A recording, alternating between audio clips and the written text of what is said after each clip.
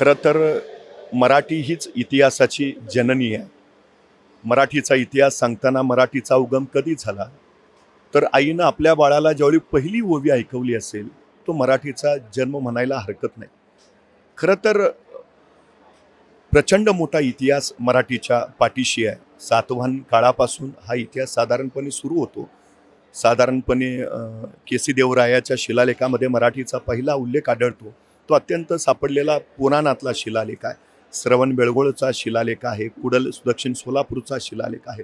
ही मराठी भाषा पहिल्यांदा आपल्याला शिलालेखातून भेटत जाते, ताम्रपटातून भेटत जाते आणि नंतर ती सातवाहन राजांच्या काळात राज्यकारभाराची भाषा बनते आणि अनेक ग्रंथांची वाङ्मयाची निर्मिती त्यातून होते. पण बदलत्या स्थित्यंतरानुसार ही मराठी बदलत बदलत बदलत पुढे गेलेली आहे. पुढच्या यादव कालीन राजवंशामध्ये मात्र मराठीला आणखी प्रचंड मोठी समृद्धता मिळाली. ती राज्यकारभाराची बोलीभाषा झाली आणि प्रचंड मोठं मराठी वाङ्मय या कालखंडामध्ये तयार झालं. खरं तर हा यादव काळ हा मराठीच्या भरभराटीचा सर्वोत्तम काळ आपण मानायला हरकत नाही.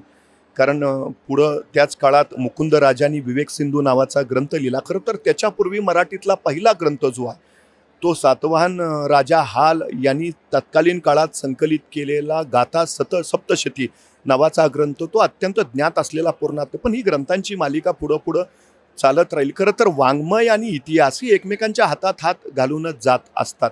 त्या पद्धतीनं मराठी साहित्याचा किंवा मराठी भाषेचा इतिहास तो इतिहासाबरोबरच पुढं पुढं जात राहिला.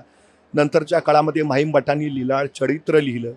1290ला संत ज्ञानेश्वरांनी ज्ञानेश्वरी ही लोकभाषेमध्ये आणली आणि खऱ्या अर्थानं लोकांना, त्या मनाने मृतप्राय झालेल्या समाजाला पुन्हा एकदा संजीवनी देण्यासाठी ज्ञानेश्वरांची ही ज्ञानेश्वरी खरं तर अत्यंत योग्य कालखंडात मिळालेली संजीवनी ठरली.